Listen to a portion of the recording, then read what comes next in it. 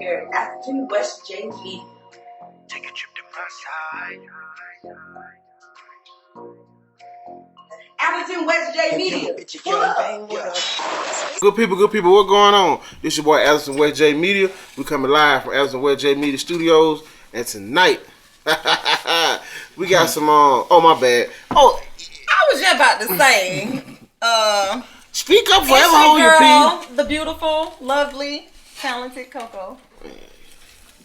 Yeah. Who is that? Hey, I got some real OGs in the building. Some shit talking motherfuckers. All y'all niggas walking around with them hats on your head, them fedoras with that red bottom. These the trendsetters. These the nigga to make it him. Alvin and Calvin, you know what I'm saying? The twins, you know what I'm saying? I call them the drip gods or whatever. Like, okay, we got these niggas on the show tonight. Thank y'all for clapping. I'm clapping for Alvin. This clap ain't for Calvin. Calvin don't got no. Now we clap. We sexy. I'm gonna do your ass a backward clap. Welcome to the media show. And you see these real hood niggas?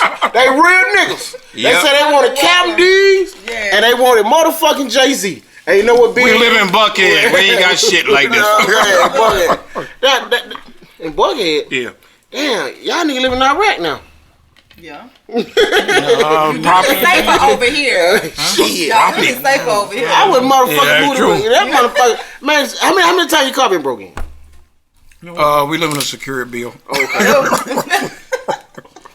That is what gets you at the gas station. Yeah, y'all know. But welcome to the media show, man. Thank y'all for taking time out y'all busy schedule. Y'all some trendsetters in the game. Thank you for sitting down with old Big and the lovely Coco. Thank y'all for real. Okay. Yeah. Really. So man, you know, we start off every show. We take a shout out to AK, but in y'all case, they drinking. Do say, yeah, you know they need some real OG niggas. Only OG niggas drink yet. You know, us new niggas are millennium OG. See, I'm a OG now. At 42, so but y'all like will be the OG nigga y'all drink yet. Now we don't kind of migrate to tequila now. Tequila is the OG drink now. You know what I'm saying? No, tequila for the that's the GED niggas. Wait a minute. So we gonna take a shout out to motherfucking K-Man. These niggas say they refuse to drink this shit. So me and Coco, the lovely Coco, Coco love get me drunk. Well, y'all gonna how you do? What I do know is y'all better buzz these bottles open. All that shit you was talking about me going to I wasn't talking shit. Let them make them take a shot at this right here. Man, don't pour a lot of that shit and then I'm gonna chase it with some fucking what is this? Sprite. Good enough. Nigga. This for both of y'all. I know y'all got them week long ass niggas. Nah, this is a family oriented show. Nah, this ain't shit family oriented. Oh fuck! Here you go. I was trying to pull back on some cuss words, but fuck. There you go. Fuck that shit. I'm like, do you know how to do that? What? No, I don't. Hold back on the cussing. So we bring everybody to the show. Thank y'all. This is how I welcome everybody. You know what I'm saying? So my son, you know what I'm saying? He says, that's my son right there, the one with the white mask on. This is my father. This is my Father's Day gift for real. Yeah, this is my you or something? Yeah. What y'all trying to say? That nigga ain't old enough to have no kids. Shit. I'm 42. Shit. I don't know why people keep ripping Biggz. I know I look good, nigga. Wait a minute. So that's your big wheel out in the parking lot? Nah, he in there. He in the office. He in the office. No, he said that's my son big wheel out there. So I'm saying, nah, that's the little one. That's the little one. That's the little one. The little one. Mm-hmm. Okay, shit. Anyway, y'all need to take it on my show. Everybody hold a glass and take a goddamn shot, man. These rich ass niggas, you know he need to get money. Hey, there you go. I'm drinking. I'm trying to get bitches drunk later. Oh. Shit, I gotta think about that one. Welcome to the media show. So how y'all? You gotta be careful with that now. How y'all get into the hat game? You know, actually, we started out in the music business because I play guitar, he played bass. Mm-hmm. We self-taught ourselves. Mm-hmm. We came dirt road out of Macon, Georgia. Mm-hmm. And I played trombone, he played trumpet. Mm-hmm. And we used to try to get guys to play guitar and bass for us. And they kept fucking around. Mm-hmm. So we would call this guy that played guitar. And at the time, shit, we ain't had no car. So we would have to walk like 5 or 6 miles to go to this guy house to rehearse. Yeah, probably longer than that. What was it in 50? Shut up. I never didn't think about that. Country miles. Yeah, country miles is farther than the city block. Yeah. So one night we walked up, called the guy, walked up to his house. This nigga had went out with his girlfriend, And me and him Y'all had to walk walk back back home, cause you know my mama said, "No, nigga, you got over there. Walk your ass back." And we were walking. He just stopped in the middle of the street. I was holding my trombone case. He was holding the trumpet case, and he just stopped. And I said, "What's wrong with you?" He looked at me. He said, "What the fuck these niggas doing that we can't do?" So we went and got us 2 little used guitar and bass. We self-taught ourselves, and in less than a couple of months later, we got to deal with Motown. No, first we got to deal with we started playing with Cameo. First we started playing with Cameo. Y'all play with what Cameo? Word up! Everybody. I'm sorry. Yeah. We got signed to Cameo record label, Atlanta artist, and then that didn't work out, so we got signed to Motown after that. And the niggas that knew how to play better than us was scratching their dick, cause saying, "How the fuck y'all niggas do this?" Cause in Macon, it's worse to get a record deal than trying to get one out of LA or New York. It's like coming out of Kansas. I mean, ain't nothing around. So what we would do is do our due diligence. We would go to bookstores and stuff or magazines and just find out addresses to the places, or find out addresses to record labels and stuff. But when we sent in tapes and stuff, we were happy when they said we do not accept unsolicited stuff. We were happy for that because we got a response. Right. We get more pissed off when people don't give you a response. Right. So we just kept hitting at it, and we used to do this convention every year called Jack the Rapper. I remember that. I was a little boy. Yeah. So we just kept doing that, and then we'll get they have Tracking of the Future Stars, and so every year we would do this show, and then that's when one year we did the show, we had about 5 labels that came at us all together. I'll never forget. Motown approached us first, but then when we was getting in a taxi, we shared a taxi with a guy going back to the hotel, right here in Atlanta, and it was Andre Harrell. And Andre was like, "Man, I got this little small label named Uptown, man. I want y'all." And at the time, because we stayed friends until he passed away. And at the time when we first met him, we was like, "Oh man, we just signed him. We got Motown want us to sign him." And he was like, "Man, if y'all can," I remember the conversation because he would say, "Man, but I can probably do more for y'all than Motown." Which if we would have went with him, they probably would. But after we signed with Motown, then we started touring overseas more than we were doing here because we were selling more records overseas. So I'm gonna cut y'all, and I'm pretty gonna tell you disrespectful. Was y'all singing or just strictly instrumental? No, back then you had to sing, dance, and play. Yeah. There wasn't none of this nigga walking from one side. So was y'all doing R&B, jazz, or kind of like R&B funk? Because from us being signed to Cameo. What was the name of your group back then? AC Black. AC Black. So was it just the 2 of y'all? Yeah, it started out as the Alvin and Calvin Black, and then some of our classmates and stuff. These are niggas that we didn't know. We didn't know if we can dance. No, we knew we can dance, but we didn't know if we can sing or if we can play. We just looked at motherfuckers and said, "I can do better than you," and we just sit down and just applied ourselves to be better than them. Like he was talking about, most of the guys in Macon that played better than us, that we went over to try to get them to play with us as trumpet and trombone players. Them niggas are still in Macon. I hope you motherfuckers are still looking.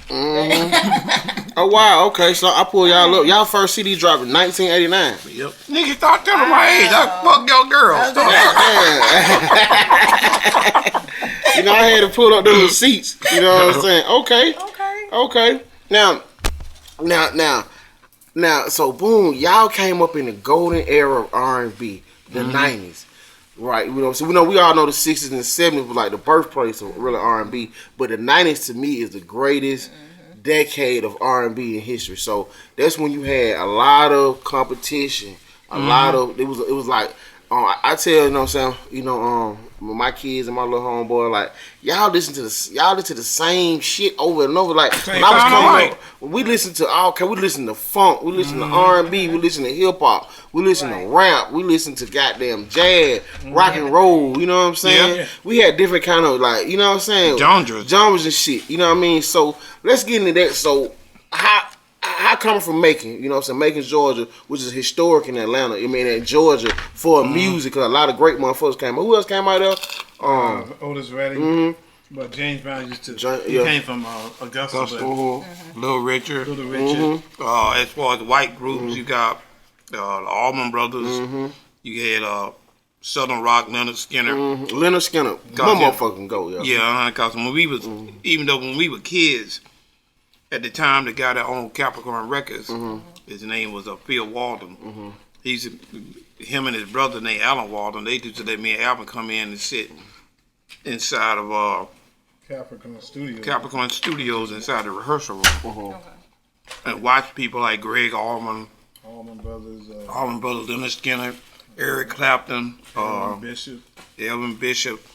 And that's how we got fascinated to want to start playing guitar. But we was already playing trumpet and trombone.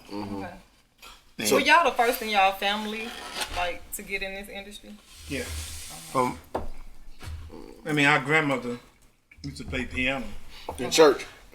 Then our dad, he wanted to be in this gospel group, but family came first. So, you know, after that, which our dad came to our first show, and he literally cried because he saw us on stage, on the big stage, our first show, and it brought him back memories that he was trying to be that success too. Because, you know, on our tours, when we played we toured Tokyo, Korea, Europe.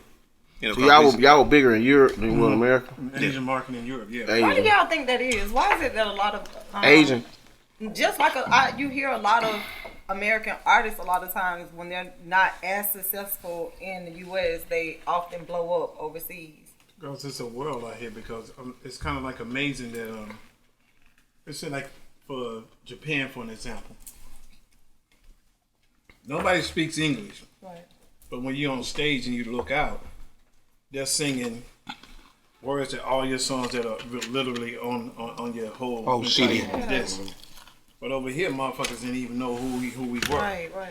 Because we got pushed. We didn't get no push from the label over here. Oh, okay. But things just took off. So every time we went overseas and played in Europe, you know, Asia or whatever, people would come up and they know the words to the song. Right. But they couldn't speak English. Right. So we were cool with that because the checks weren't late over there. Right. That's funny. The checks were never late overseas, but over here, a nigga laying down the street, he wouldn't even shit. But some niggas still ain't paid us. And so look at him looking in the calendar. Oh yeah, I hope some niggas. He forgot. Yeah, definitely. But you know, and that was the beauty of it because Calvin and I need to go to the next level of that because we used to tour Japan a lot. We lived in Japan 4 years. Yeah, but before we lived there, we used to go over and tour, and we were too busy being musicians. Right. Keep it 100. We were being musicians. The only thing we cared about is playing, getting paid, and fucking. Yeah. We gonna get that? You know, Big hurt. Fuck, you know, I gotta ask. Yeah. How that Japanese pussy? Oh God. Drops like a transmission when they Yeah. God, I ain't got that much ass, but oh, okay. so they been over that shit like a transmission out of 54 Chevy. Wakasabi.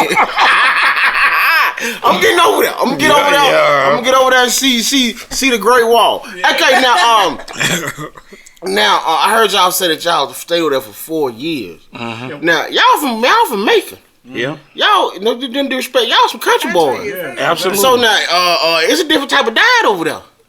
You know what I'm saying? It's a great diet. And then also too, it's just the fact the way that we came to do that. Every time we would go over and tour, we'd go over like 3 months at a time, and it would be all these Japanese artists would come to our show, and they'll come backstage, and they had a translator, had a manager, and they said, "Can you produce a record for them?" Back then, we didn't know what producing was because we did everything. We produced, arranged, and we wrote songs and just went in the studio and what we heard in the way that we did it. And there was this big Japanese artist named Seiko Masuda. She was the Madonna of Japan. So Seiko comes. She was brunette, right? Huh? Was she brunette? Yeah, that's about hair color. What the fuck? No, I'm saying because I remember you back then. Like I think she tried to come over here and Yeah, do yeah. something. Yeah, So I yeah, think she yeah, can relate, yeah, yeah. yeah, But like, I don't think yeah, man, you know what I mean? Yo. So Seiko done came to a show and they said, me and this nigga being us, 'cause we were too big. We had just came off stage and shit. They had a big thing of strawberries, organic strawberries. You standing there like this. Strawberries about this big and stuff. And me and this nigga was trying to line up, what was gonna be standing in the hotel lobby when we got back to the hotel. So we said, yeah, we'll do it. Got into a long conversation. Manager spoke English. Long conversation with him. And me and him just, I'm just shooting the shit. I'm really being an asshole at it, but I'm just shooting the shit because so many artists that came to us and we was like, yeah. They said, well, can you produce 3 records for them? Yeah. I gave the motherfucker the information to the bank that we bank with over here. No contract. No contract. He said, how much you charge a song? I'm trying to get the motherfucker off my back. We said we charge 30K a song, 30 grand a song. I said, how many songs you want us to do? He said 3 songs. I said, it's the name of my bank, we got my name, whatever. Them motherfuckers hunt that shit down. At the time I was married, and so you don't use the phone in the hotel room because, Yeah, international calls. And so you get a phone card. I go down to the corner to the phone booth. I call my Who's that call? Can I decline? Yeah. Can you say kiss your ass with that? Nigga, stop calling me. I'm doing a fucking interview. So I go to the phone. I call my wife, my ex-wife. Hold on, so I gotta stop you there. You said you were lining shit up at the. Oh, my bad. Go ahead. Oh yeah. Yeah, he a real nigga. Okay. Nigga not live by one leg alone. Yeah. Or one hole alone. Yeah, exactly. So I called. I was like, and she said, "What did you? Something's wrong with the account." I was like, "Oh fuck." I said, "Shit. What you mean?" I said, "I'm thinking that when somebody says something wrong with the account, That means shit negative. that shit's zero." Matter of fact, let me check mine right now. Go ahead. And she says, I said, what the fuck? She said, something wrong with the account. I was like, what the fuck is it? She says, $90,000 in it. So what the fuck you mean $90,000? And then all of a sudden, you ever get that scene in a movie where things start moving slow but moving backwards? All of a sudden, I remember the conversation I had with the motherfucker the night before. And the motherfucker done hunted down Wachovia Bank at the time. And I'm saying like, yo, these motherfuckers. But he had already sent a message to the hotel at the front desk, the address to Sony Studios. I get back to the hotel. I'm in a frenzy because I done thought about it. These motherfuckers done automatically send the money and no contract and we ain't done shit. I get the note because a lady named Miss Rosita used to work at the front desk. She said, I have a note for you for an address that you're supposed to be an appointment. I took the shit. I'm trying to get upstairs because we have rooms next to each other. Waking this nigga up. So, yo, nigga, let's go. We got to go to Sony Studios. We rush over there. It was in Shibuya, like Buckhead and stuff like that. It was in Shibuya. And we get over to the studio. And the motherfuckers like, and so by then, me and him, we already knew how to do stuff. And back then, they had an MPC 60, but they just came out with an MPC 3000. So I come in, we come in, we looking at Sony Studio, and he said, and the engineer talked a little English, and I said, he said, what do you need? I said, go out right now because Akai was a Japanese company. I said, go out right now to the music store and get an MPC 60. He says, well, that's old machines. They have 3000. Now, from a gearhead, like you said, oh, these motherfuckers finna bring in 3000. Okay, cool. I said, go get that. And then he said, what does it do? When they got it. And I said, it's a drum machine. It's the funniest thing in Japan. He said, drum machine? He said, that's not drums. I said, no, this is a drum machine. I had him hook it up and everything. He said, no, I'll show you.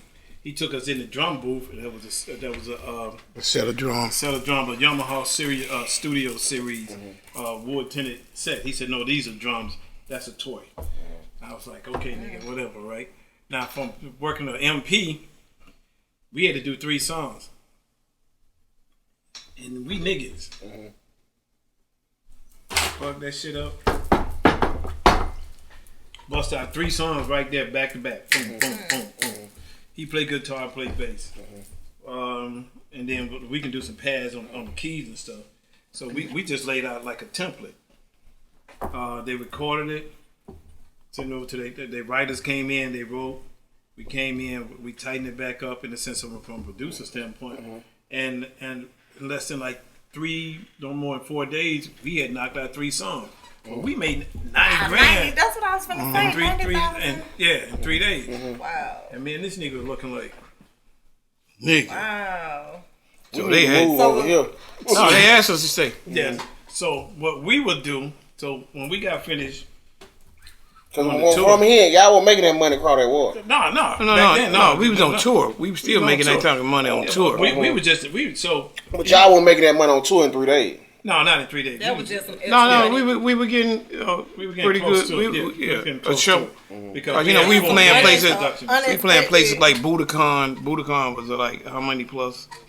Budokan holds about like close to 18,000 or something like that. So we were knocking out the big halls and stuff, but just to come in and with a motherfucking MP and bail them out by 3 or 4 tracks and not at 30,000 a track, yeah. Exactly. So like That's off work money. yeah, that was our work money. So we go over, we hit, we bust out some shit in the studio, hit again.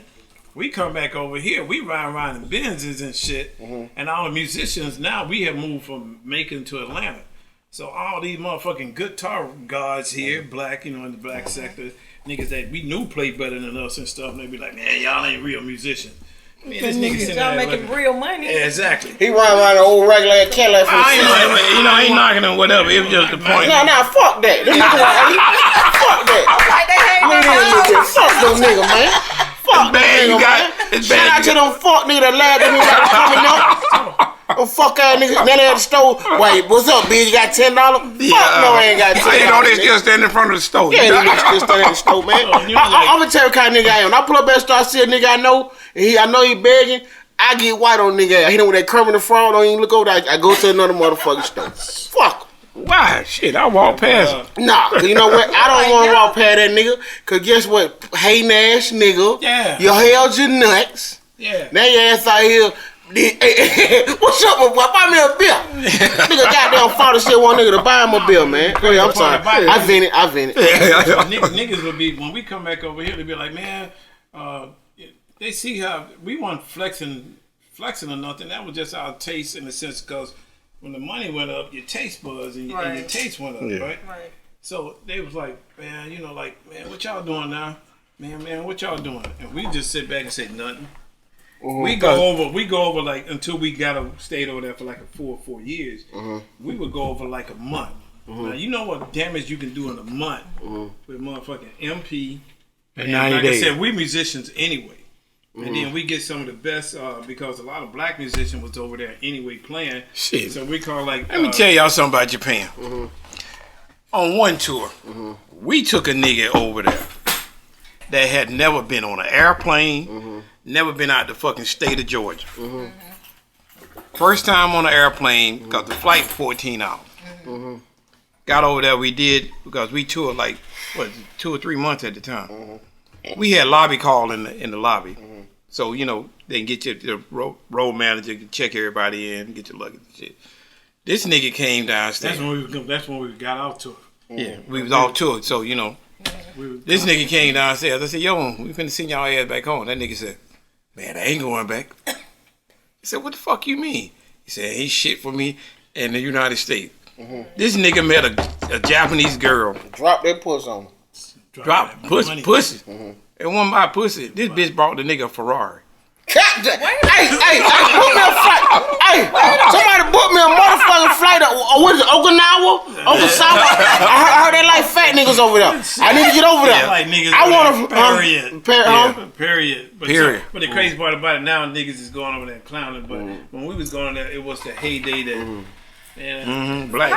What made y'all transition from like being musicians to what you guys are doing now? Like, how did you? Well, you know. Why would you leave that money? I guess that's what I'm. On which one? Because because I mean, it sounded like y'all was making good money. Yeah, but the workload had gotten too much that we started to now incorporating more R&B and hip hop producers in it because we were getting too much work. So that's when we signed. You know, we got people like Teddy Riley, Brian Michael Cox, Anthony Frank. Y'all signed all them? Yeah, we signed all them. See, We signed. we took on a position at one of the major companies over there called AVEX, and we created helped create it with a guy named Haji Taniguchi, AVEX Music Publishing, that realm of it. We signed James Key, Florida, who did WAP. We gave him his first fucking job. Yeah. Talking about WAP party. Oh, okay. Chris Brown and all that. We signed work. So y'all giving nigga publishing deals? Yeah, we publishing deals because you know, like, and Teddy, you know, as you watching, but Teddy had some. Everybody thought Teddy Riley was like not doing much. Teddy was over there bamming our shit, #1 hits from. Because mind you, they still buy physical CDs. They weren't downloaded. Okay. They'll go to the store and buy a CD. On Friday, they'll go to the store, stand in line and buy a physical CD. Oh, wow. I remember them days. You just go to the record store. Yeah, but every Friday, like at Tower Records or HMV, you have a line down the street. They be so organized. They go in, they get their little hand card. Like they already know what they want. They go through that, pick shit up. Whatever new releases here, they just go down and just put them in anything, no matter who the fuck it is. So y'all get burnt out, right? Yeah, basically. Y'all like, fuck it, man. We need to fall back from the music. We making money. We up. We can retire. Yeah. White hats. We gotta get it to the hats. We signed B5. We signed B5, the bad boy. We worked with Puppy for 5 Who years. B5? It used to be a persona up on the back, but it's a little light skinned niggas. Y'all grown. Oh, you might the little pretty boy, the little light skinned nigga. Yeah. Oh, I forgot about them, man. They probably the new edition. Yeah. They were new, alright. But listen, we signed on the bad boy with Puffy. We with Puffy for 5 years. Okay. At Daddy's house. Is Puffy a real nigga, man? I want to know. Is Puffy a real nigga? He a real nigga. Oh, he a real nigga. Nigga. Yeah, that nigga, he's smart. He's smart. That nigga intelligent. He ain't fucking smart. Clearly. Because he created it. Yeah. And when you create it, people will come. So he's been one of the smartest, and he just keep creating. Because once you get in that creative space, you have to keep reinventing yourself. You can't get burnt out just on one thing. That's just like with us. We just kept anything that came to us. We just said, "Hey, can we fucking try it?" Now you want to talk about getting into fashion again with the hats. He and I ain't never did fashion before. Okay, stop there, because I feel like it was something before hats. Like y'all left music and went to something else. What did y'all go to music to before the fashion? Shit, it was just like everything. Nothing. We were just trying to take a break from motherfuckers. We weren't doing shit. The hat thing came up just a coincidental thing. It was coincidental. I was because we live in Buckhead, down by St. Regis. Wait, so when y'all left Japan, Hold on. Stop there. Coco, I'm sorry, baby. You don't understand what they just said. I don't know if you your tax bracket go that high. It don't. They said they stay by the same region. See, real get money niggas know what that means. Yeah. You gotta humble yourself. I mean, they been making. You know what I'm saying? You know what I'm saying? So y'all niggas y'all niggas got 3-tier security. You know what I'm saying? That mean you got you never stop. And you never stop. And we two. They call us two bulls on a China shop because right now. We're in talks and doing the show for Netflix on He and Our Life, and I hope the clip that they just saw. We gonna. Matter of fact, let's go to that clip. We'll be right back with Biggz, Coco, and the Alvin and Calvin twin, the moguls. Can I call y'all the moguls? Y'all really moguls now. Well, look, I told you about cussing me out and shit. Listen, because the head already swole big enough. These niggas Oh, moguls. we ain't gonna pump. You told me these were just hat niggas. These niggas moguls. We gonna come right back. Coco, we gonna come right back. Coco finna go all I know freshen up. is I get cussed out. That's all I know. Yeah. Niggas So cuss you out. and when we come back, we gonna find out how the hell y'all what ratchet ass spot y'all was in. Y'all bumping it up. We'll be right back. This Big, this Coco. Only thing you really should know about me and Alvin, I'm gonna cuss you the fuck out. This is not music business. This is business music. Hey man, look, it's not technically. I don't typically do business with niggas just yelling at me and talking shit. All right, nigga. Let us finish cussing this other nigga out. Just stand in line, right? The worst part about this business, what we do, people don't believe it. We will have to sit down and basically beat somebody in the head and say, you got millions of dollars that have been collected around the world. Only thing you worried about is throwing on a chain, getting a lease car, going up in the club, throwing up $1,000, get some pussy. Is this a good call? Is this a good return call? Nigga, we never call you in any bad news, do we? Oh, no, not yet. Okay. All right, I'll be looking forward to the cuts now. Well, thank you very fucking much. All right. 9 out of 10 artists, it goes back from Little Richard all the way up to basically anybody else. Phone never stopped ringing because people always want to know, how can I get my money? Alright, we back. It's your boy Big, the lovely, vivacious, thickums. You know what I'm saying? Pepsi cherry. Pepsi cherry. Oh, damn, my bad. Hey, we got Coco. And all the time, we thought it was toilet water. Yeah. Damn. Ooh, She can't even smell toilet the shirt. water. She can't So hold on. Now, let me tell you something. I ain't never smelled no odor coming from my co-host. Yes. Never. I smell good, don't I? Whoa. I don't. Yeah, you smell good. Yeah. Who want to sniff you? What the fuck? Don't do that. What y'all not gonna do? Alvin, I thought we united. Okay. So y'all, I wore this shirt for them because, as you saw from the clip, relationship. Because all y'all we finna get into that all the time. No. You know what I'm saying? So we're gonna get into this relationship So- after a while, but we're gonna talk. Get back So on y'all track. nigga move back to Atlanta. Y'all leave Uncle. Y'all leave Japan. Y'all don't kill them folk. Ran the money up. Did y'all so- live anywhere else? That's what L.A. Okay, y'all live in L.A. Y'all live in. So y'all folk puffy. Y'all live in New York too, right? Oh, no, I couldn't live in New Yeah, York. y'all just stay in L.A. Stink up there. Hell no, I can't live in New York. So So y'all y'all, live in LA. not no mad respect, but Yeah. I don't know how they, from us having space. Yeah. Right. But We is tight. it Oh, is. okay, so we get into fashion. Y'all niggas see y'all money play niggas, so y'all had to see a money play to make you want to start making these hats. So what did you see that was missing in fashion for y'all to want to adapt niggas to like put drape on? Or what happened? Tell us what happened. Give us the game. Like I said, Coco, take notes. We need to get I got some. bored one night and up around the shops of Buckhead. I just took a walk up there, and my nephew named Ralph, he worked at 404 Motor. Shout out that boy model. Yeah. So I said, yo, that's a nice hat old boy got. I said, who make these hats? He said, oh, that dude over there named James. He said, let me introduce you to him. So when I walked up on him, I said, yo, I like, your hats. I said, yeah, have you ever thought about being in Neiman Marcus and Bird Alvin Goodman? He said, man, I can't get in there. I said, you can't, but me and Alvin can. I said, I tell you what, you make us. We'll partner up with you. And if we don't do what we say we can do, Got a contract. that shit up. So it took us about 2 weeks before we went back and forth in the sense of just getting some paperwork done. And we had good relationships with Neiman Marcus corporate office because basically we had spent a shitload of money on that in that before there was really any type of shootings in there. It was like years ago. They were pre ghetto markets. Yeah, absolutely. Yeah. These young niggas will fuck up a wet dream. Go Yeah, ahead. they'll fuck up a one-car funeral. Yeah. Look, I'm telling. Because I was telling nigga the other night. He told me we need be. I said, let me tell you something, man. You think I'm finna go in one of the motherfucking mall there and pull out 4-5 racks to go in there motherfucking shopping? I I ain't finna die. You know what? I go right up here on Western Chapel to the DTLR, buy me a braid hat and a pair of J's and a fucking t-shirt. You niggas won't see me in Lennox.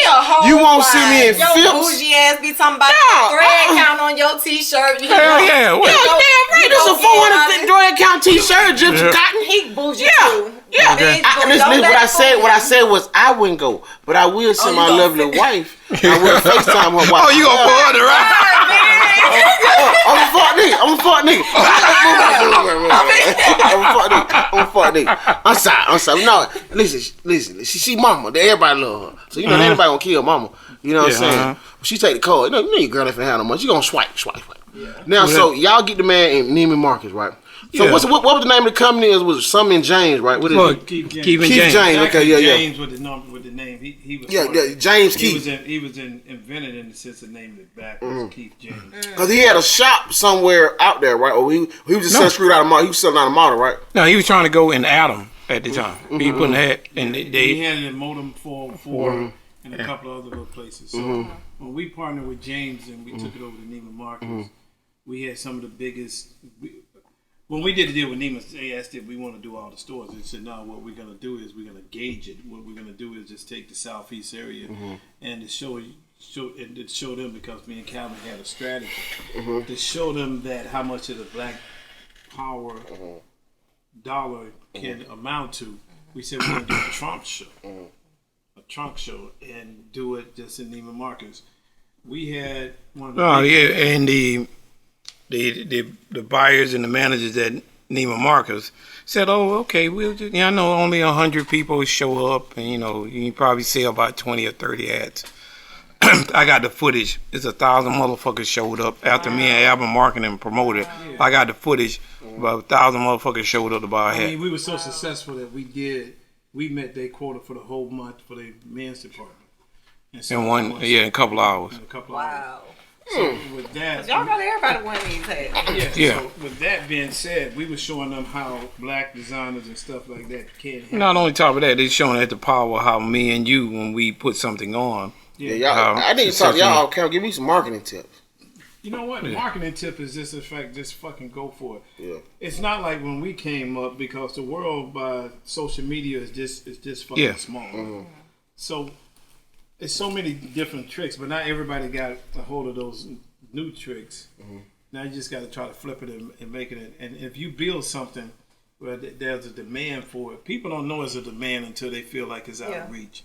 That's how Louis, Gucci, Fendi, they came in with high marks, so they made it.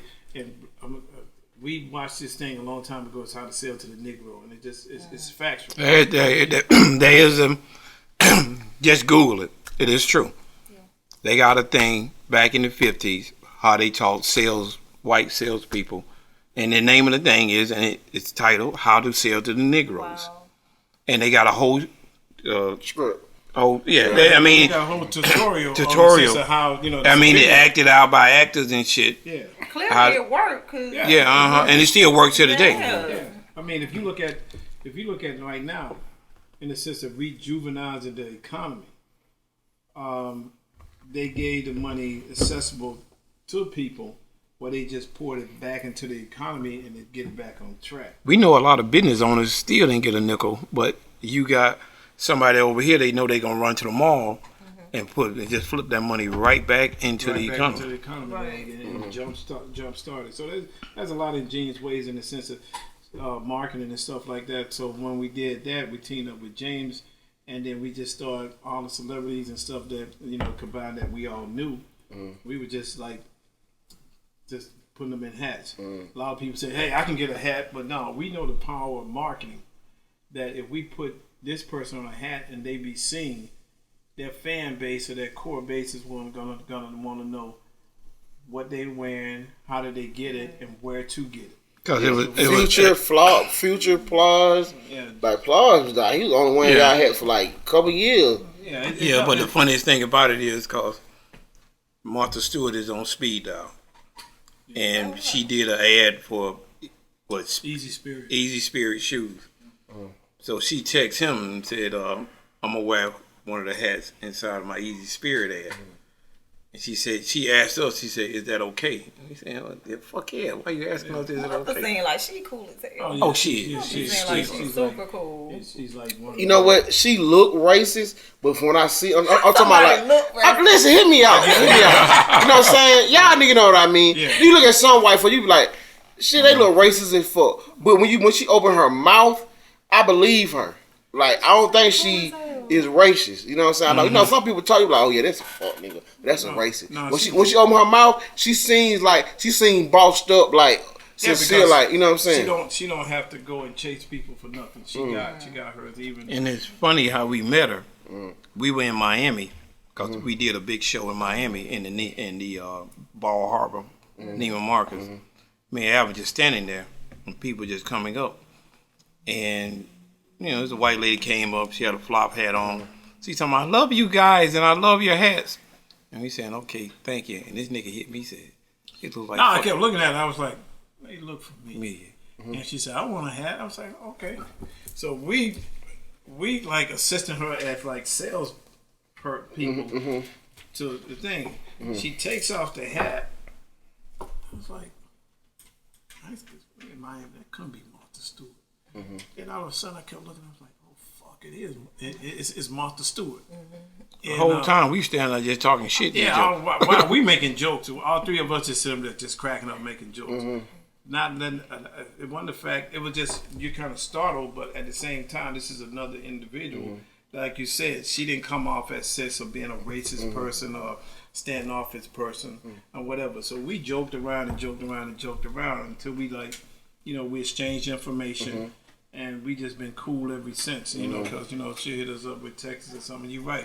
She actually is a genuine person. You know, she doesn't come off in the sense of, even though, you know, like she's wealthy, she doesn't come off in the sense of being that. She's just a genuine person. She's going to have a real conversation with you. She's going to have a conversation about some real issues. And if she likes something, she'll tell you. If she don't like it, you know, she'll tell you. And that's what the world needs more because of the fact that people aren't, you know, I know some things, even from us being black people, some things you do have to look at and be like, I don't know if I should be fucking with them or something like that. But, you know, like, I guess you could, when you get to another level that you can just, you can actually, you know, get a vibe on people when they walk up or whatever. So it's just like with that, another good friend of ours named Marcus Samuelson. He's on Top Chef and stuff. Ethiopian guy that if y'all don't know him, y'all know him by face. Marcus is cool with us. Just a whole slew of people. Oh, Marcus, I know him. Yeah. So you cultured.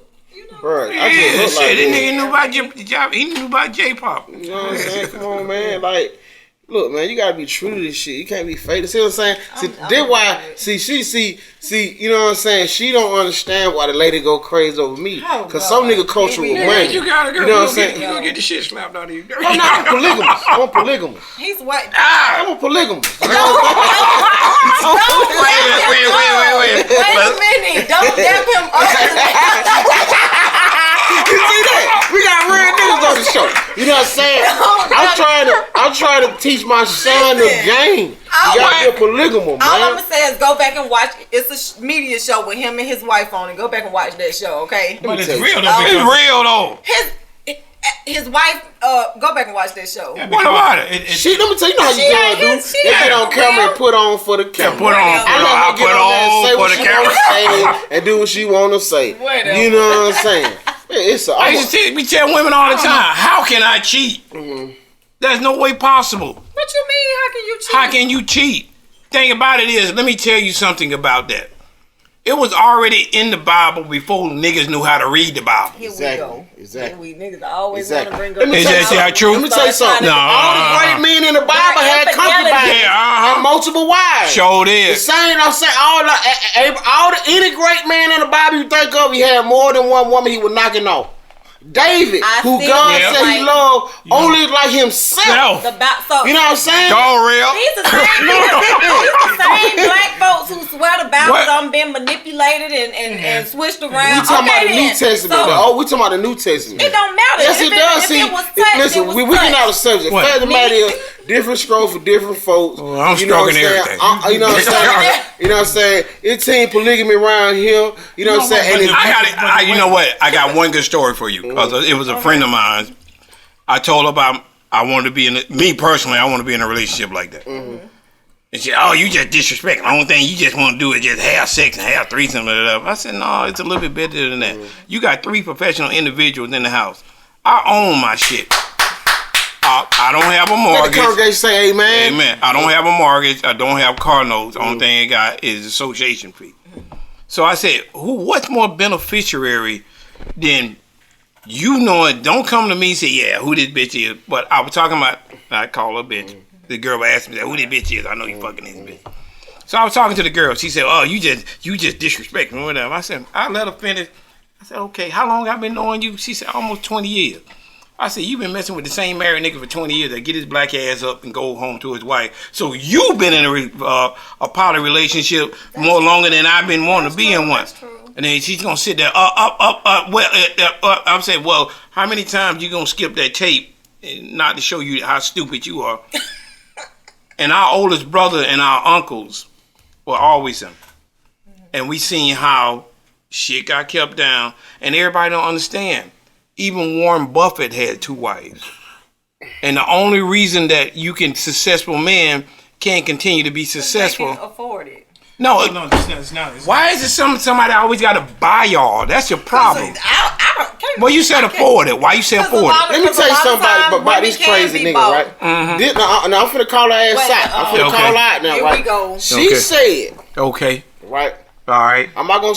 She said she can't be with a nigga. Yeah, they don't agree with that. What you said? What? Listen, she said she can't be with a nigga that makes less than $75,000 a year, right? You started at 40. Why you ain't do the No. 40 We was about what you said. Why?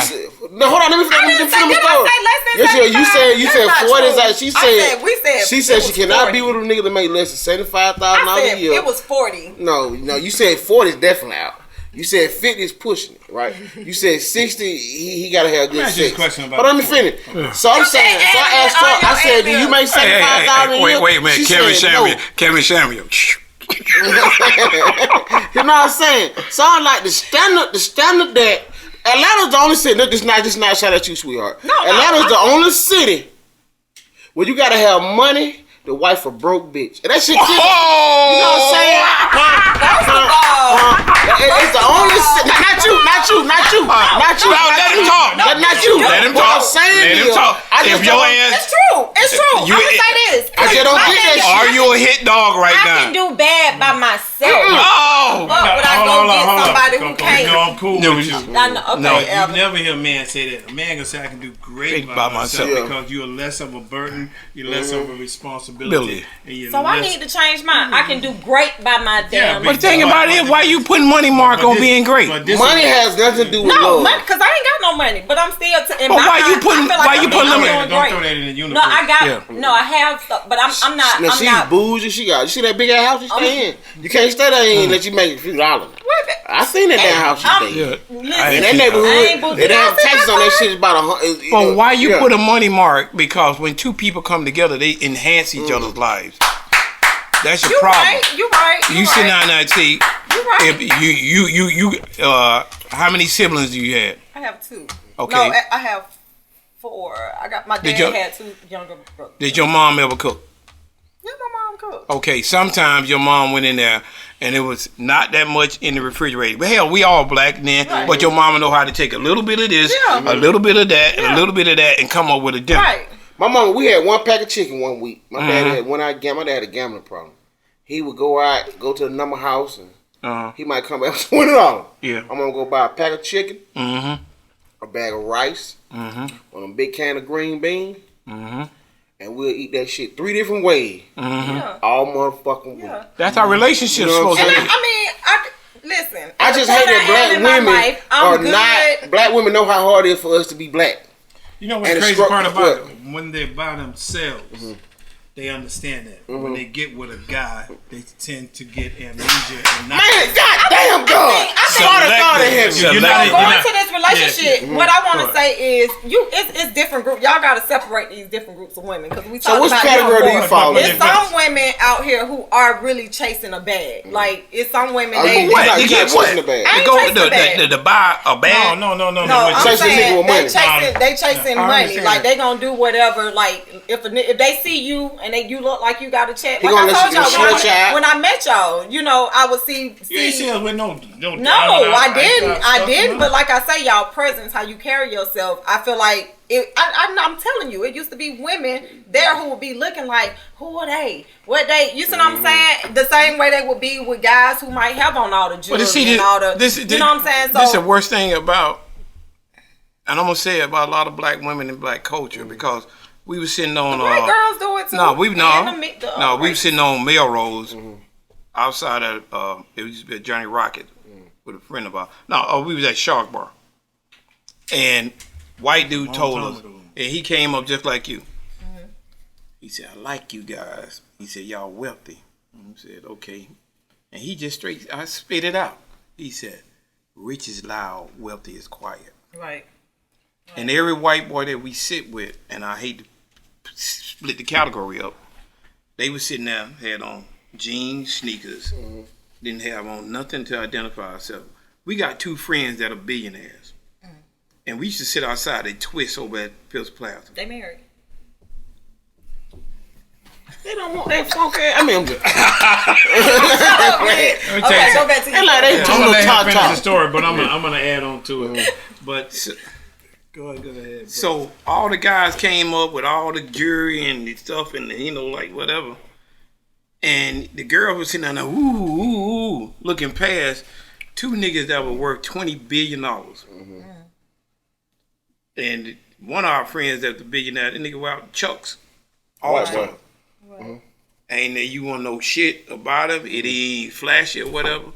The nigga one of the richest dudes in Nigeria. He was over here because every time he come, we like kick it.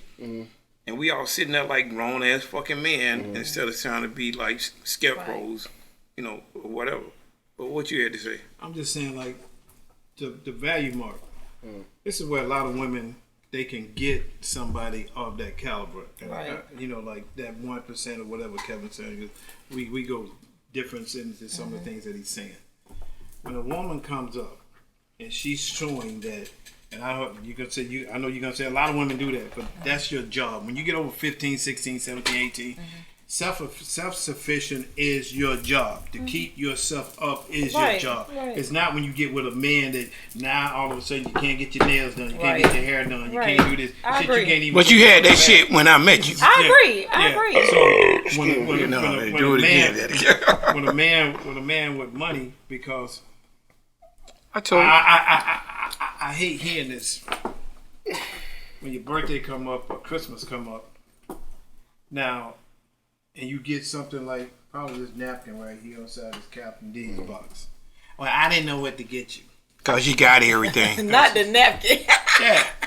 Because they said, well, I didn't know what to get you because you got everything, and what you wanted costs too much money. It costs equivalent of you paying attention to what.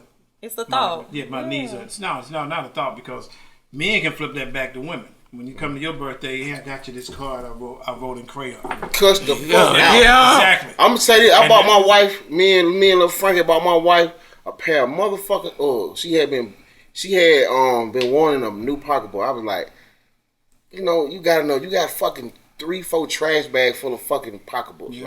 Like that shit's kind of like, as a man, when you get your woman something, you want to mean everything. You want to mean something. Like women think nigga buy. What Uggs mean? Hold on, I'm not Uggs. I'm my Crocs. Listen, so I said, you know what?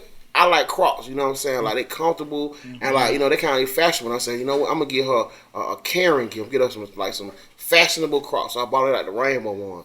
So I had little Frankie. We pulled her. He gave it to her. She was looking at me like. For a holiday, for Mother's Day. For occasion. Listen, now here we go, right? She was like, oh, thank you. I know her.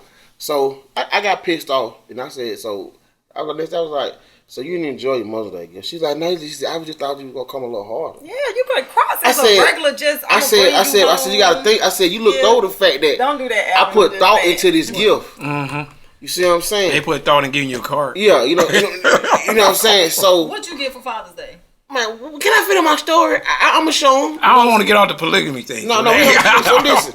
So she was like, I said, what I want you to do is just look online, right, and see why I bought you the cross. So she Googled cross, and she started. My wife like little shiny, glittery shit, right? She's like, oh, okay, I can dress them up. So then she comes and say, hey, listen, I found this lady in L.A. I can send my Crocs to. It's $100, and she gonna dazzle my damn Crocs up. I said, okay, do. She said, okay. So I look on my phone. I see $100. You know what I'm saying? My bank is like, boy. I said, okay. Well, I didn't know I was paying for the shit. You didn't want. You know what I'm saying? So I say that to say this: that sometimes with women, y'all have to look past.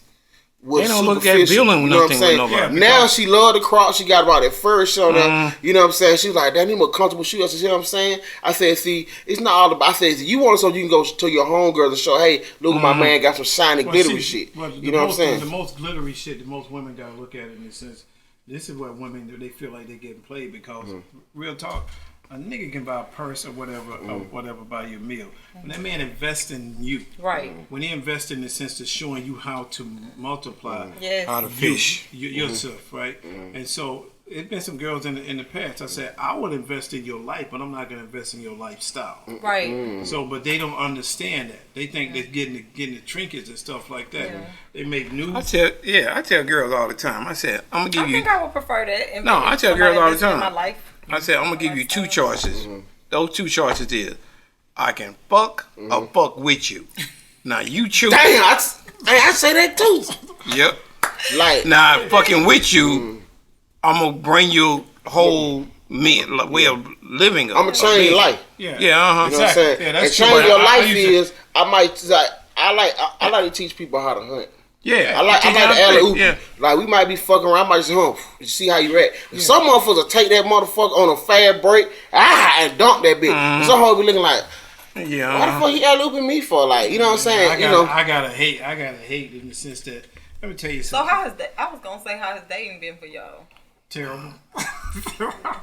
He mean polygamy, man. You see women out there many times. They did not say that. They was just praising you. Did y'all say y'all was polygamy? Yeah, because of the fact that because there's a whole nother methodology. Women know how to turn their hearing off. But I'm just talking about even with women. Y'all gotta understand when a man is invested in you to help and build you. Right. Try to build you a career, not a job, a career. Try to build you that you can be self-sufficient even if I'm not around. Because we used to tell women all the time, companies pay me and this nigga 6 figures on up to tell them how to run a company. And I get with you, and I'm giving you that money. Yeah, it's not for free because I'm investing in you. I don't want to be doing all that. You're doing too much. I don't need to be doing all that. And then all of a sudden, you trying to tell me what to do. Now you're trying to control me. Control you, motherfuckers pay us to try to be in control, and you sitting here thinking because I'm gonna show you the pitfall. Matter of fact, if I care about you, the pothole that I stuck my foot in and almost broke my ankle off on, I'm gonna tell you, look, that's a pothole over there. Don't do it. Oh, you doing too much. You doing too much. You think I'm stupid? I said no, it's not the fact it's stupid because I never forget. Everybody that is wealthy has an advisor, a consultant, and even in the sense of with artists, they got management, and the one most successful one has great management. Right. So why you can't have no great man at home trying to tell you what the same thing to do? I think that's the difference between like a real woman and these like little girls. No, it ain't no little girl. Like age ain't got nothing to do with it. First 3 letters. No, little girl. When I say little girl, I'm not talking about age and number. I'm talking about mentality. Yeah, because the first 3 letters. Everybody talking about management. You got job management. You got everything. Even a corporation got management, right? It's 3 fucking letters in that word. Man. M-A-N. They ain't said women's men. They ain't said ladies men. Cause y'all created all this bullshit. No. What bullshit? Oh wait. Define yourself. Y'all created all this bullshit. That's a lot. How did we create it? You know, I had a conversation with a friend of mine about Adam and Eve. And we got on the point, what was Satan? Everybody keeps saying it was a serpent. Everybody keeps saying it was serpent. Satan used to be. He was at one point. Wasn't he like a angel or something? He was something. And he was a what? Who fell from grace. And his description of Satan in the Bible, it says that he was the prettiest, The most beautiful angel of them all. Okay, a nigga Well, can be when- pretty. Get the fuck out Y'all, of here. so y'all don't think y'all pretty? A nigga can be pretty. It's a lot of pretty but you niggas. know what I gotta look at the camera like, Prince what used the to fuck say is he was that? pretty. It's a lot of niggas who say they was pretty. They pretty. No, but in the description, though, I'm just saying, how many times you think Adam got tested before he would date? You say I still don't believe. I still feel like Adam ate that. I don't think Eve. No, it's I think Adam as did that shit and he tried to blame it on Eve. No. I think- You full of I cat think- shit, I'm not gonna dog tell you how Hold on, let me hold I that think thought. We that's gotta what it take was. another motherfucking break because I smell shit in the air. It's on her shirt. We'll be right back. Be the show. Big Coco, Alvin the Calvin, Red Bottle, Big Dog. Yeah, we right back. Right back. Yeah, we on the relationship I want shit. to commend y'all too, cause y'all ain't been cussing as much as y'all used to do. Sometimes we have to try to get it. And before You we went told us break- to read off the before we paper. told them break, we went on some Alvin. We was on some Adam and Eve and Satan and shit. But you know, that's we want to invite y'all back. We want to kind of keep the interview going. We do want to talk about y'all got a big show that y'all pitching right now. Y'all pitching or is it locked in? What's doing with that? Y'all story? What's up with that? You know, a lot of people have been trying to get us to do a TV show on us about, I don't know. Everyday life, the reality, yeah. Yeah, because I don't think our lives are that interesting. But some Are you people, fucking nuts? because it's a day-to-day thing. But people just felt like it would be. I bet the bitches y'all done slay. I mean, Yeah. the women y'all have taken out to dinner is just unbelievable. That's even worse because it's a bill every time. Yeah. The average man, the average date is $100 plus. Yeah. You date 3 times a week. That's $1,200 a month. That's $24,000 a year trying to find the perfect woman to live with. It's mathematical. There's nothing you can do about it. And she still might be dry. That's pocket change to y'all though. I'm saying. Man, let me tell you something about men with money. Men who rich know how to make the dollar stretch. You know what I'm saying? Driving brand new cars or something. We done went through the And I like phase. that about y'all. That y'all not all fleshy and Because do we all done the went through most that. like I. Because, you know, People who have real money who done really did some shit, Don't have they to do kind of that. over all the flat. You realize in life, not saying I'm wealthy or rich, I'm just saying, but like, I'm at a place in my life where I'm comfortable with myself, so I don't have to do certain shit unless it's time for that. Right. Whatever the occasion is, I'm sure I'm gonna represent. But on everyday regular kicking shit, niggas ain't on this. that's an old country saying. The shinier the shit, the more flies. You right though. Yeah, You 'cause right though. Cause they be flocking to. We've been looked at ever since we came out the womb. And I don't need no extra fucking attention. So, So where the show came twins from? do get a lot of attention. well, the show stem, actually, Calvin and I, we shot the scissor reel ourselves. And it was always, when people ask us today, so what do you do? Half the time I can't fucking answer because we every morning or every night we get up and we just have to grab shit out of thin air and say, I'm gonna see can I make this shit work? Going back from fashion because right now we're working with another friend of ours named Jeff Hamilton. Jeff is he created all the jackets, like, Championship jacket. Yeah, championship jacket. So with Jeff, all the Man, well rounded. Keep trying to show out. You know. No, it's education. I'm trying to figure out, did you do any research on these niggas besides goddamn trying to get them in the fucking room and slut them? I mean, we doing that with Jeff. We gonna.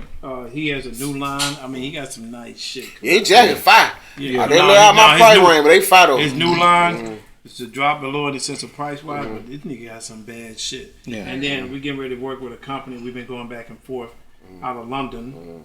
Called Trench, and they got like a lot of upscale trench coats and stuff like that.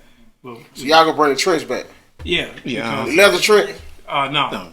But they do have leather jackets and stuff like that. But like with trench coats, and they got another line called Jacket, Jacket One.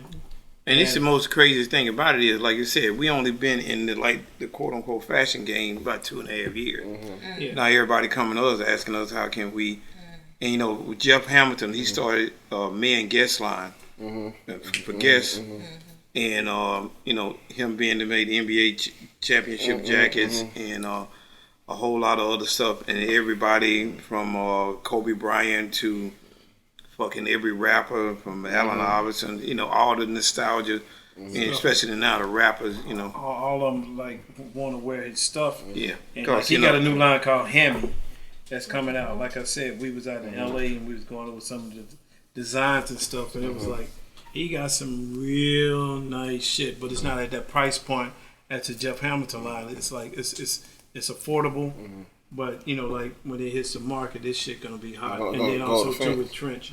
So that's what we just been dabbling in, and it's just the fact of us taking it and seeing and making it a something and seeing that if we can do it. And so when we do it, we'd be like, okay, well let's do this. Because he said some people can give us a wet monkey and we'll be like, how we gonna make this motherfucker But sell? that nigga be a hero or a superstar overnight. Speaking of, in the little clip we saw, y'all said something about it's millions of dollars out here that people ain't getting to.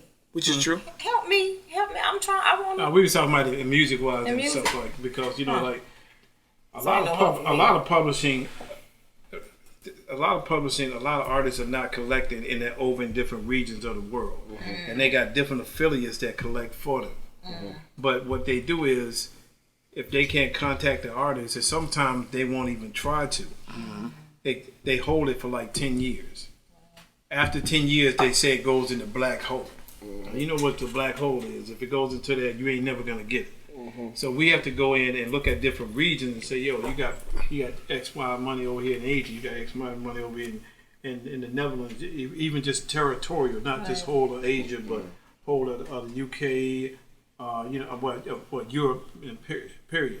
So after we go out and find this money that they have not collected, what we do is, and this is factual and true, if your management is not smart enough to get that money, Manager, agent, lawyer, anybody else is not smart enough to get that money, we say, yo, I know where you can go get your dollar at, but if I show you, you're going to give me 20 cents. and that's the standard. That's the standard management fee in the sense of what I'm not gonna go out and do your fucking job for you. And all your people, Joe. Yeah. But you know how many people told us that, man, shit, y'all asking for too much. Nigga, you getting 80% of 100. You getting 80% of 100 that you ain't gonna get. Which is didn't know that you you had never it. knew anything about. Right. And so they get mad, but man, you know, like, man, I don't know, man. Yeah, what, nigga? If you so concerned about that, you'll burn down a ship just to not, you know, talking about not to get a rat, but you know, but you rather just bypass all that because I'm not gonna show you. I'm gonna come into agreement with you in a contractual agreement because even in them finding out and we letting them know where their money is, it's still up to he and I to go and collect it. Because BMI, ASCAP, they're regional, CSAC. and CSAC, they're kind of like regional things. But you got territories that they don't even talk to them in the sense of what affiliates, in the sense of what publishing. So that's why we went and got deals for Teddy Riley, Brian Michael Cox, you know, Keys, And Frank. Frank's, Ken, K-Fam. K-Fam. We got deals for them over in different regions where they were collecting more money and they can work with J-pop and K-pop artists and stuff because of the numbers of sales and stuff that happens over there. Yeah, and you know, in the quick nutshell, not only just fashion, me and him just came. Y'all all around hustlers. Well, a white dude, so a black dude came to us. We were sitting at dinner, and at the time, our lawyer was Joe Katz from Greenberg Trotter. Black dude said, "Man, y'all niggas some hustlers." White dude said, "Don't you ever in your fucking life call him a hustler again." Said a hustler do anything to get over. Said these dudes, they know they shit. White boy, the dude looked like he startled. He said, "I hate when people that know they shit, other people come up and say y'all a hustler. Hustler do anything. Hustler cut his grandmama throat as long as he get over." And even with the new venture that me and him just entered into, we co-partner with an NFT company now. What's the NFT? You gotta look into that. You gotta look NFT. Oh, that's that shit. Jay-Z and yeah, with David. Yeah. That okay. Look. I put it like this. That's some technical shit. Yeah. It's so unknown that it just don't make sense because you can take like this machine gun right here, right? You can do a 3D rendering of this and you can sell it for way more than what this is. So with the NFT market, You don't hold it in your hand. You just got a picture of it. Yeah, Wow. and then with that currency is collected in cryptocurrency. And right now, like if we put this as up as an NFT, probably have somebody come over here and just write their name on it. It could be worth millions of dollars overnight. And people would get a free and they're just. Can I be y'all mentee or something? Like, Hell no, you don't believe in polygamy. Sit your ass You gotta fuck. you gotta fuck for that game. I'm just gonna put, you know what I'm saying? Or pay a fee. I just heard what he said. He said you don't believe polygamy. To me, that means you gotta fuck. I don't want to fuck her. I'll fuck with her. She crazy. You know you crazy. Listen, she gonna bust out your windows, cut your tires. She supposed to. I did my job. Yeah. If a woman don't get mad at her door to bust your window out, right now. I got you. I get it like he more like me. Alvin a little more polished. Yeah, he a little more polished. Alvin ain't polished. Alvin talk good. Okay, he the cat. Okay. Calvin got manners. You know what I'm saying? Calvin ain't got no manners and no. I ain't got no damn sense. That's the reason why the show. Everybody know the show because we slated. We ain't talk. But I describe it like this: it's two things in a thunderstorm. It's thunder that makes a lot of noise, and it's lightning. You don't hear lightning. Fuck that! I'm a Oh, okay, thunder. And Okay, so lightning. y'all got an NFT thing coming. What else y'all got coming? The TV show. I'm looking forward to that show. I think so. Y'all working with Netflix or y'all what y'all do? Who y'all do? We signed with a company that got one of the #1 shows on Netflix, and we partnered up with them as a production company. Okay. And they want to go ahead and slate it for Netflix. We started shooting some episodes. Some portions of it while we was out in LA. We went out, and it should be entertaining. I'm sure y'all are funny. Listen, I had a phone conversation with them, and they had me laughing like the whole fucking time. It's hard for people to really tell somebody the fucking truth. Yeah. Cause you say everybody gaming, yo, what's up, boy? You look good, you know. And anybody run up on us, I said, "Nigga, get the fuck out of my face." No filter. Y'all have no filter. Oh yeah, and we're working on a series named Joke about our pop named David Banks. He managed Richard Pryor for 15 years. That's where our sense of humor come from. Okay. So it's about Paul Mooney. He have his sense of humor too. Yeah, Paul Mooney, Cecil Bryan. We even got Red Fox. We are. Y'all brought up Paul Mooney. We real niggas. I gotta ask. Is it true? What? Is he gay? Man, Paul deceased right now, so I don't know if he gay. That's a good answer. Good answer, good people. I had that. So back then, Hollywood is a fickle animal. Yeah, even with the Bill Cosby shit. Yeah. That shit. Let me tell you something about Hollywood. I done got sensitive about Oh yeah, that's the reason why I call you, because you spoke the truth about Bill Cosby. Yeah. If a woman is sexually assaulted or anything, you don't wait no fucking 20 years and go back. Well, back then, how you got proof? Show me how did they have proof. Even to me, I feel like I was looking at that interview with and I gotta start getting my names and stuff together. What? But the guy who had the interview with Judge Joe Brown. Oh yeah, you talking? Oh yeah. And to me, you talking about Kwame Brown? Yeah, cause Yeah. Okay. So I felt like what he was saying, it makes sense to me, because at the end of the day, what they're trying to say is, if a woman, a person, period, like if I choose to take a drug or some alcohol, you basically telling me I'm not like I can't be held responsible for whatever happens to me. But it was my choice. That's when women come and get freaky. It was my choice to take this shit. So it's like if I say, just like how they blame bartenders if somebody sit at the bar and get fucked up, like that's not fair. Like, you're a grown ass person. You're 21. You're grown. Most women want to take a drink to relax, to be comfortable, to get freaky. And nowadays they want to take a pill. And make sure they have enough energy. But then you say after the fact, and after the fact, because what we were just talking about, if like you said, like some women, either you want to be fucked or fucked with, and some of these women do that because they trying to be fucked with. But there's one thing that you did say. One thing you did say. When a woman do shit like that and they couldn't flip the script on a nigga, that's what I'm saying. That's when they holler foul. That's what I'm saying. When they get fucked instead of fucked with. Yeah. Now they mad. Now they victims. Now it was I was under the influence and I didn't know. And to me, that was not right. When we was on the road, you know how many times times that we had to call security to get drunk bitches out our room. Yeah. I ain't gonna fuck with no And the drunk. crazy part is those women, according to the laws and what they're trying to say now, those women can come back now and try to make it seem Well, let like, them come back. Alvin and Calvin did. No, and that's not right. Like that's not I would not fair. touch him. I would not touch him. Get out of the room. We'll call security. I'll call our security and we'll call hotel security so it can be They documented. should have never been in y'all room anyway. See what that happened No, was. not even that. But I'm saying they shouldn't, as like these women. Like if you ain't trying to get fucked, you know ain't that. going to the room. Why are you going to a room, a hotel room? What? That's what hotel rooms are for, unless you with your family. It really is a thin line because, but more pro in the sense of with the male because. Only thing you have to do is have just a little bit of fame. Success. And like the Eddie Murphy thing, who was it? Eddie Murphy? Raw. He said, "Oh, pushes just fall out of the sky." Oh, excuse me, he got a piece over here. Exactly. And but there's some women.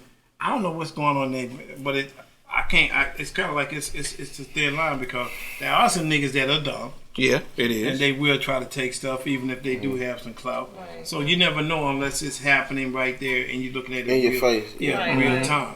But I know most women do come up because in their mindset, even they telling their girl that they finna come up. Mm-hmm. So they already have a ploy. So like I said, it's a thin line. Yeah, it's a flip of a coin. However so right now, even when you meet a chick, you basically now got to take out your phone and say, I'm documenting this right now that she's going to drop her drawers. You want it. You want that dick, right? State your name. State your name. Wait, now we gonna everybody come on my show. Now we gotta get the shit everybody want to know about you. See if you're a real nigga or not. See if you are cap or are you a real bona fide black person. This is shy. Everybody come on my show.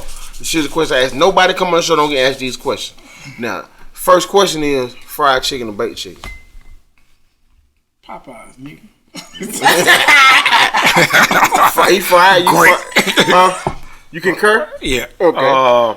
I don't know. I can't do churches because they got. I don't know what side that chicken is, but I tell nigga last time, a 3P can feed 6 people. Yeah.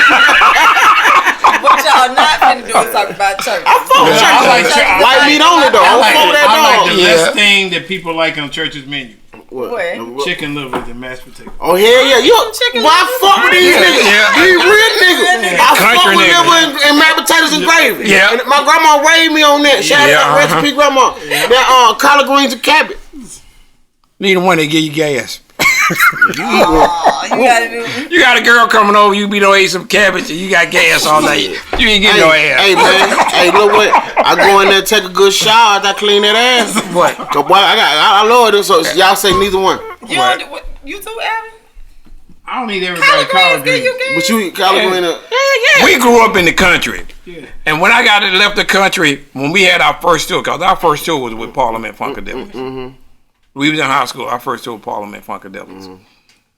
When I said I left Macon, Georgia, I didn't want to see no more grits or no greens. Damn. I can't eat grits today. Damn. If I ever get out of this, y'all niggas with dirt po. Y'all with dirt po. Pancakes for life. Y'all niggas. No grits. I don't care. No. Okay, so yams or peach cobbler? That's a hard one, nigga. Depends on who cook. Now, some people yams or peach cobbler. You gotta pick one. I like candy yam. Candy yam. Candy yam. So is candy yams a side or is it dessert? It's a side. That's a we from the country. Damn, man. No. Ain't no dessert. It's a side. Where you get dessert from? Right. Y'all, they put marshmallows on that shit sometimes. They put that shit. I ain't on no candy yam. That's sweet potato souffle. That's a souffle. No, you ain't never had to look candy yam patties. Hey. That's a dessert. That's where this nigga from? There's a little bougie in it, cause yeah. Oh, he bougie. It wasn't no damn dessert unless somebody had a piece of pound. It was never yams. This nigga talking about. I'm saying yams is to me. He bougie fancy. I'm really finna fuck him up. Country boy. Yeah. Question.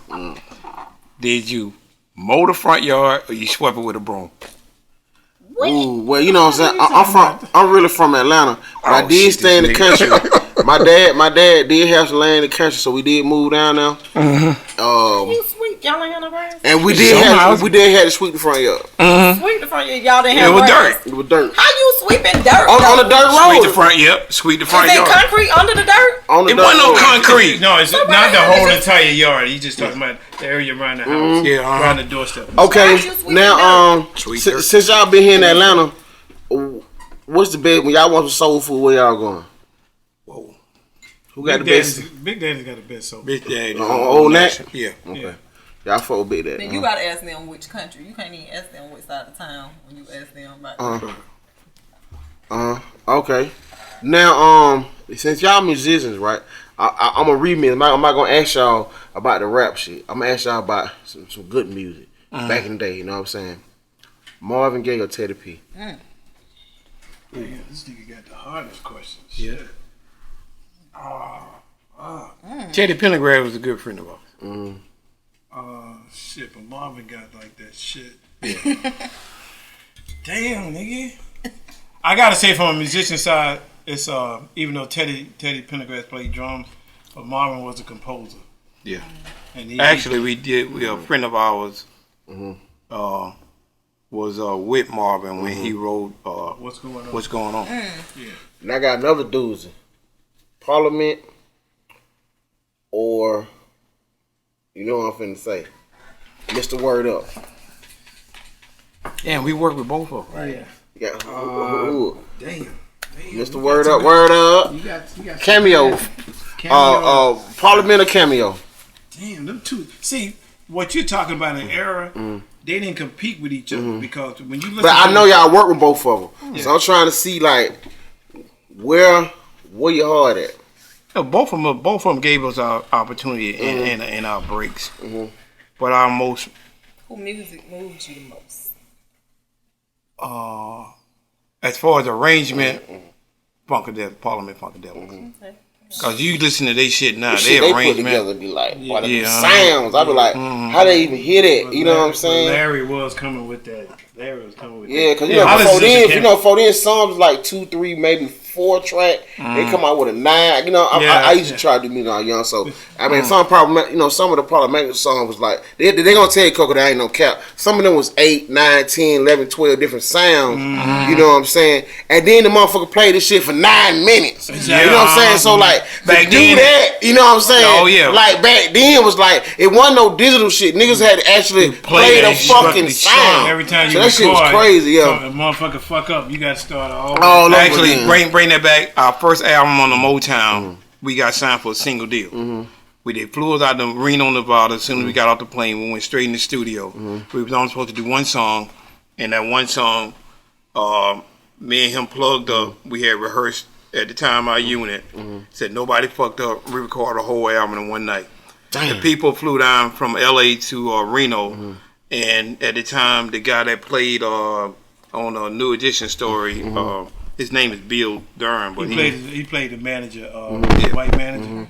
Yeah. His real name was Bill Durham. Bill actually signed us to Motown. And when the execs came down from Motown, I was sitting in the studio. We were sitting in the studio, and the engineer, he said, They ain't Don Evans. Yeah, and he So Bill said, "Did they get started yet?" He asked Don. Don pushed the thing back. He said, "Started." He said, "They cut a whole album." He said, "No, the fuck they didn't." He said, "Yes, they did." He said, "Let me hear it." He said, "You gotta sound like shit." He hit that tape. Cause me and him had seasoned ourselves. We had seasoned ourselves to. We played the whole album in one night. And Bill went and got on the phone with Gerald Busby all the time. At the time, in the studio, he put him on speakerphone. He said, Bill told Gerald Busby, he said, "I need paperwork over here right now." He said, Gerald said, "For what?" He said, "They recorded a whole fucking album as soon as they got off the plane." So we told everybody, no fucking up. He plugged up, I plugged up, and we had the other guy, the keyboard player and whatever, and we said, "Hit this bitch." And he said, "I ain't going back to I Macon." ain't going back to Macon. I got out this motherfucker. I'm not going back. Damn. You Man, y'all got some more for the story, man. That's why I said they got y'all gotta come Now, back. we gotta get into another question. Okay, this is a curveball, right? I got a question Coco want me to ask y'all. Which country got the best pussy? You've been around the world so I many know times. that. That's why we had to. Which country got the best Normally pussy? it's west side of town, but Okay. since y'all been well traveled, you know. What the best pussy at? What pussy at that nigga wouldn't think is good pussy? Cause I know in Atlanta, over there by Big Daddy's, on Old I ain't been National, over there to hit get nothing. Old National, that South Side, that Really? Garvey Road, Really? that Old Nat Hill, And next time they go that to Big Rex, Daddy's, they gonna be over there. that scouting. Clayco, that Clayton County, that Riverdale. I'm there tomorrow. They bring good Red. pussy. That Almost- Zone 3. But I'm gonna say something. If you could be a perfect woman, it'll be a black woman's body with a Japanese woman's honor. Yeah, mentality. Let me tell you something. What happened one time? We was on tour. Our rooms connect to each other, and he had guests in his room. This girl came over. She said she won't stay in the room till after the show. So we got back after the show because our rooms were connected. So he opened his door. This Japanese girl, her name was Shihoko. She was on the floor with her head on the side of the bed like this, sleep. And he went over and he woke her up. He said, Shihoko, why you just didn't get in the bed? You know what her response was? I can't get in the bed till you get in first. God damn it. God damn it. Cut the camera. Shit. That's what country? What country? Now that's Japan. What city? That's Japan. That's Tokyo. Okinawa? No, that was Tokyo. Tokyo. And, I ain't gonna lie, that's and different. Japanese women at the time we lived over there, whatever, they never walked in front of your man. And if I see you and me and you start talking or whatever, they walk their ass away. And he used to say, well, he asked one Japanese girl, he said, why you do that? She said, being or talking, that's not my business. God damn it. Who, Father God in heaven, please How they do that touch thing? my wife. Touch Coco. Touch all these women here. Give them that respect. No. They humble themselves to be more respectful, Father God. It's sweet and all, but And you talking about polygamy, a wealthy Japanese man, mistress he moved in the same neighborhood. Right So down any- the street, so you right don't down have the to street. go far. Yes. also they don't live in the same house. That's not bad. No, No. they could, but They you know, could. He separates them. He So when separates he them. I leaves might out- consider that. Yeah, so but it has also too. the last situations I've been in, I would because I ain't rushing to get nowhere, but I hate when a woman is not attentive that she's walking in front of me. Now, even in other countries, Yeah. even if it's out on the Right. Serengeti, if a woman is walking in front of you, You supposed to get ate up. yeah, she's supposed to get I wouldn't walk in snatched front up of and my whatever. man. I'm not saying you walk. Now, if you got two choices, you can walk behind me and let me protect you, or you can walk beside gonna walk me beside and become one with me. Yeah. I'm gonna walk And beside. when women ain't in tune with that, they think, oh, I got somewhere to go. You walk too slow, you know what I'm And saying? then you go. I have left many I'ma walk women at the beside- restaurant, Mm-hmm. at the club for that type shit. Mm-hmm. Let me tell you something, stick bitch. beside Either you with 'em. me or you ain't. Mm-hmm. Win. Ain't no Fuck way everything else. You know what I'm saying? I usually, cause I feel like a lot. I'm gonna say something before we get up out of here, right? Mm-hmm. When I was coming up, you had to train your woman how you want it to be loved. Yeah. I Now, think everybody does. women want to tell you how you want to be loved. No. We think y'all were coming They on act the like show, they the man. new niggas, but you know. No, I agree with you. I think we all have to teach people how to treat us and how to love us. No, we ain't talking about all. We talking about y'all. Yes, we all. Before we go, the last thing I want to ask y'all, because I mean, Ben, since you've been, surprising me tonight, you know all this stuff about music and stuff. If we wanted to be a group, because I'm thinking about us having a group, Biggz, and talking about like being a group. Would y'all kind of like put us on? The thing about it is, we looked at, even from knowing you, and then I looked at clips of the show or whatever. At this point, then we started looking at how to get your bigger target audience, how to stretch it out. To be actually honest with you, I would either buy simple little spots On Instagram and stuff Instagram like that. or Sense of Facebook. market. You can do your target market, the age group and the demographics and whatever. I would start out in the sense it's an international thing. I would hit most of the European countries like Germany and whatever. Yeah, sometimes United States too slow. Yeah. They too hating. Because too of our slow. because of my Instagram content, I am actually banned from going live and buying promotions in America. So I will be checking. No, but she is not. So okay, so I will be funneling. Like I said, I will be what is that called? So y'all think we got Money long. I will be money laundering through Coco now.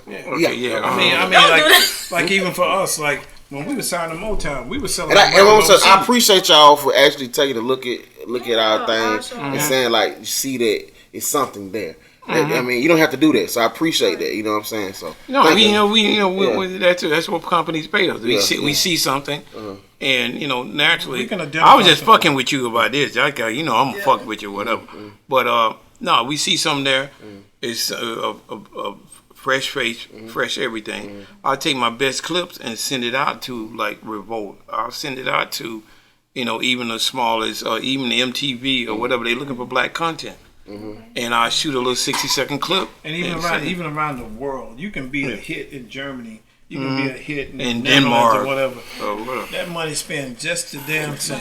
Yeah. Okay. I receive that. We're gonna get on that. We got a lot of shit stored. Yes. Hey man, I thank y'all for coming, man. Man, my team keep telling me we like 30 minutes over, but it's okay. It's okay, man. Oh, what y'all niggas y'all hating? We got to charge the batteries up, man. Yeah, okay. I want to give a special shout out to Calvin and Alvin. You know what I'm saying? You know what I'm saying? For y'all coming through. A special alley-oop shout out to my lovely co-host Coco for making this happen. A special shout out to our crew. Yeah, y'all nigga rock. You know what I'm saying? Thank y'all. Even more special shout out to my queen, my lovely wife. Baby, I love you. I ain't coming home tonight. Maybe tomorrow. Good night, people. We out of here.